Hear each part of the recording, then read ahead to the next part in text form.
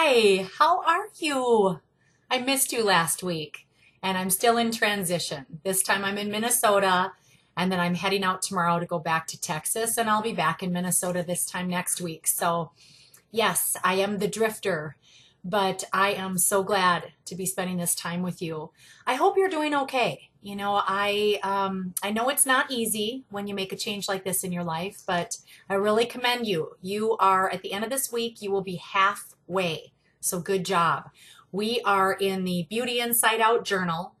And again, I really believe that it's key that you're using your journal on a regular basis. So if you're finding that you're not having the success that you want, I would ask you, are you writing in it every single day? Are you recording absolutely everything that you're eating, drinking, your workouts, your hormones, your feelings, your life events? Everything needs to be going in here. So you should be losing about 1 to 2 pounds of fat per week at this point.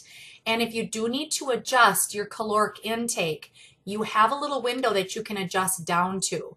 So I try to stay right around 1,500 calories, but if you need to just jolt your system a little bit, maybe do a few days at 12 or 1,300 calories, or up your exercise just a little bit. Just, mix things up just a little bit so that you don't find that you're plateauing.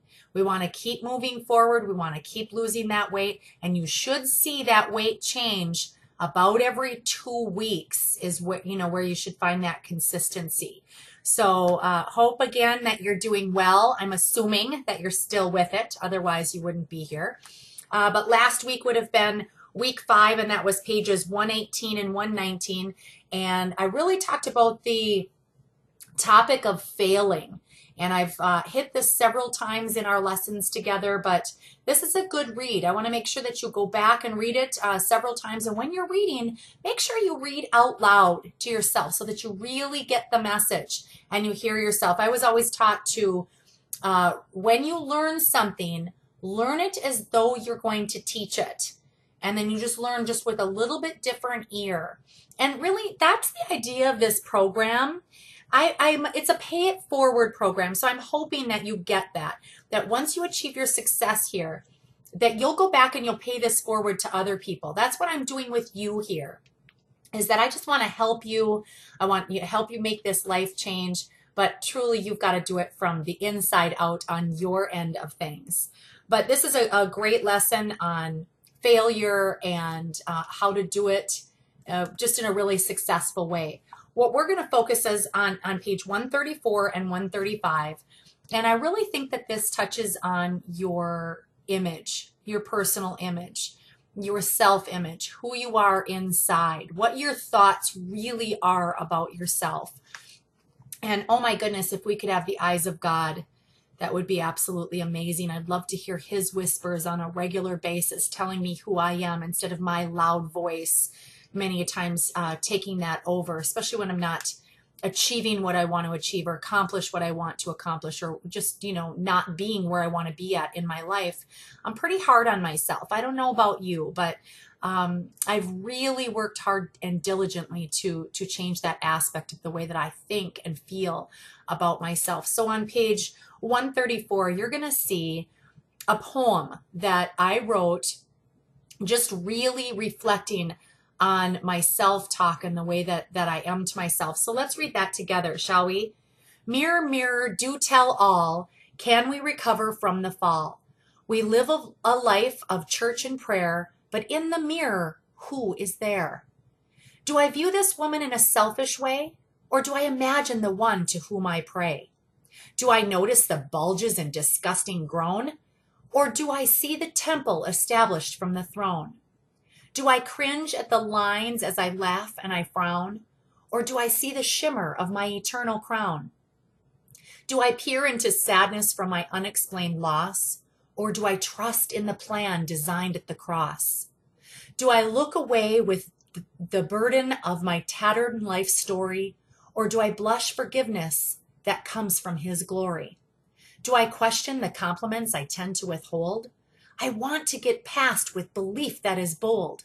I give courage and love to others each day, but when it comes to myself, I just can't say. Today, I choose to look hard in that mirror, to block out the enemy, guilt, shame, and fear. I will only see Jesus dressed up as me. Each day that I do is a step to be free. I will say the things God tells me are true. Change me, Lord, to see the reflection is you.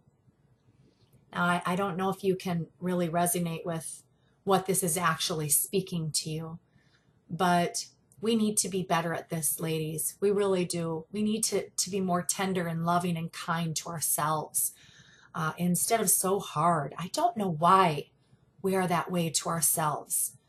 But an exercise that I have done for years with the women that I've worked with is the one that's on page 135. And you can alter this or change this in any way that you want to, but this is really, I think, been helpful. And what's interesting is I have seen so many different women respond in a different way when it came to this exercise. I did a woman's retreat at my home, several years ago. And it was like a pampering weekend. We had really neat activities. We did foot massages and pedicures, and I had a massage therapist come in a side room, treating the gals to some of that. We started out on Friday night. We had a forgiveness piece and a lot of storytelling, a lot of tears, just starting with a real fresh, clean slate, kind of like we've done with you guys. And then we went in on Saturday and we started really teaching aspects about inner well-being and spirituality and really building to be a strong, powerful woman. And this was one of the exercises that we did. And I had the gals go to the mirror, look into their own eyes. They couldn't look away. I'd say you have to look deep into your own eyes. Do not take away from any answers that you give to yourself as you answer these questions. So I would have them look deep into their own eyes, and then they'd have to say, tell her, the woman in the mirror, tell her 5 things she is doing well. Now I could see people be, like a little uncomfortable. They would look at themselves in the mirror and then they kind of look off. They couldn't even give themselves eye contact, and they would look in and kind of go, oh my God. And they would giggle and they would laugh and they'd feel silly. And once we got over that, I said, no, really, now I want you to tell her 5 things she's doing really well. Sometimes I would help. You know what? You're a really good mama. You are very good mama. You have compassion and love, and you just really pour that on your babies. And you are really good at, and then you tell her 4 more things. And I cannot tell you how hard it was for some of those women to come up with 5 simple things. We compliment other people every day, all the time. Why is it so hard to look at ourselves and say, you know what, you're good at this. You know what, you're really strong in this area. So this is a great exercise for you. And then tell her 5 things that are beautiful about her appearance. Once again, oh my goodness, are we hard on ourselves? Look into your eyes. Do you have beautiful eyes? Do you have a beautiful smile? Do you love your hair? What is it physically that you can pick out about yourself that is really fantastic? 5 things. And you stay there until you compliment yourself on those 5 things.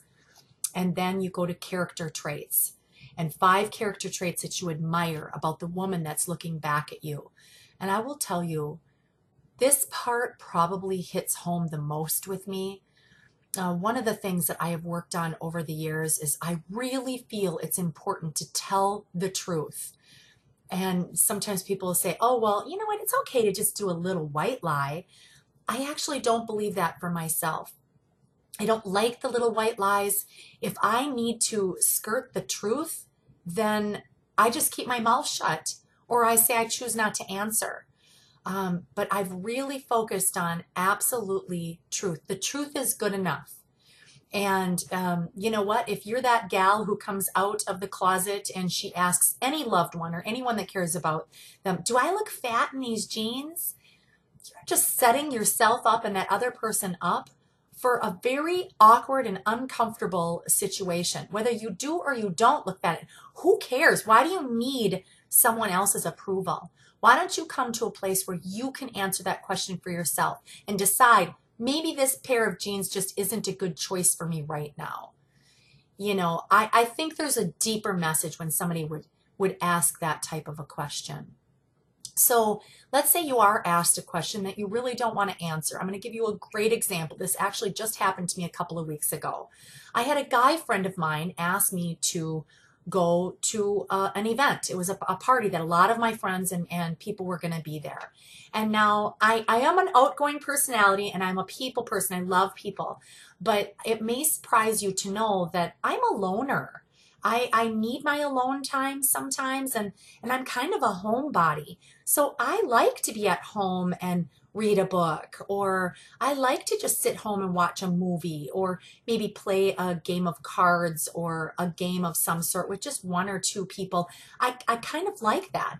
So at times I need to choose those types of activities for my own well-being. And on this particular night, I chose to stay home by myself and watch a movie or, read a book or whatever.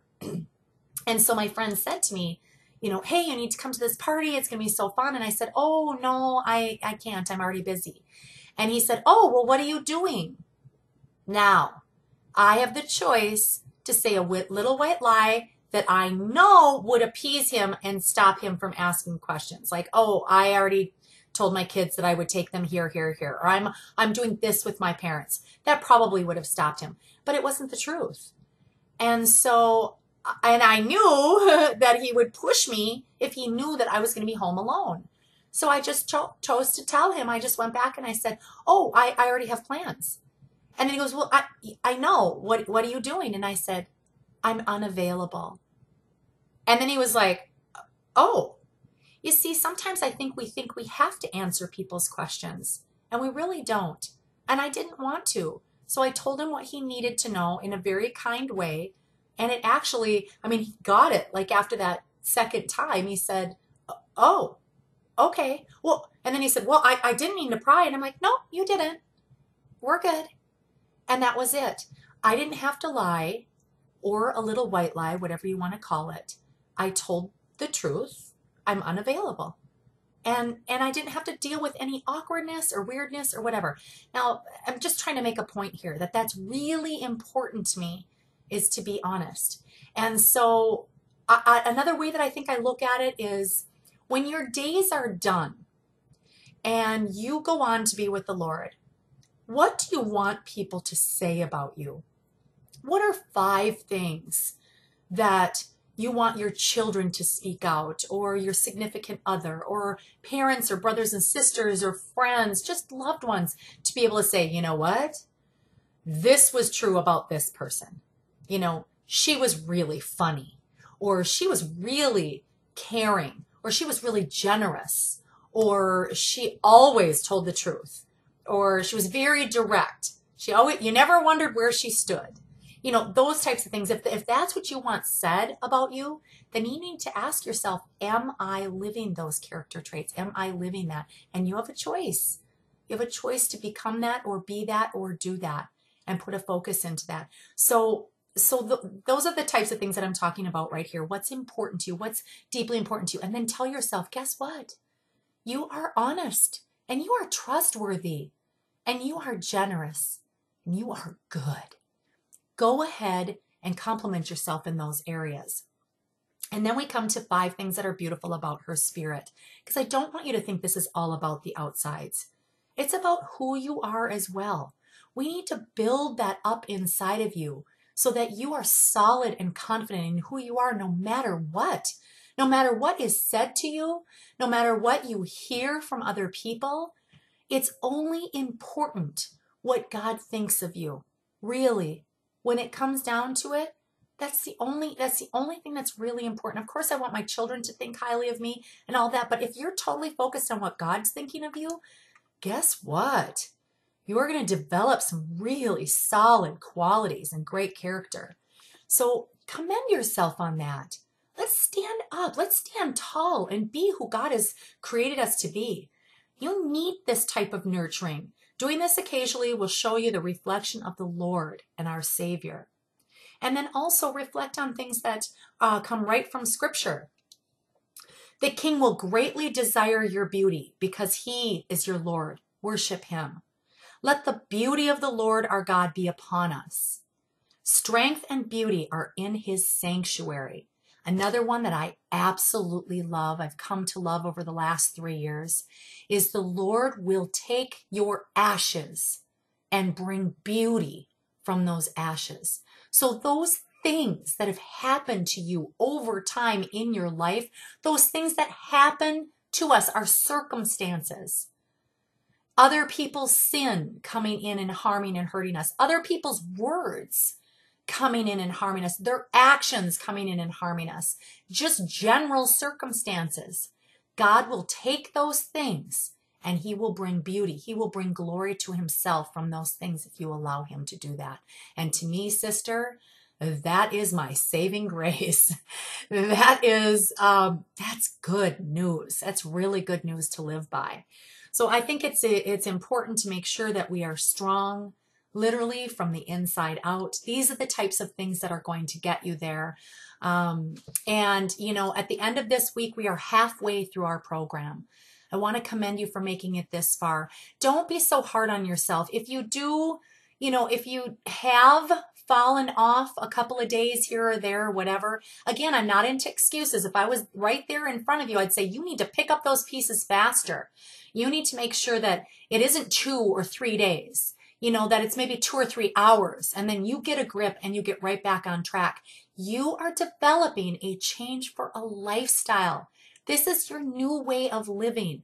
And so try not to revert back to those old destructive ways that we don't want anymore, that we've chosen that we don't want anymore.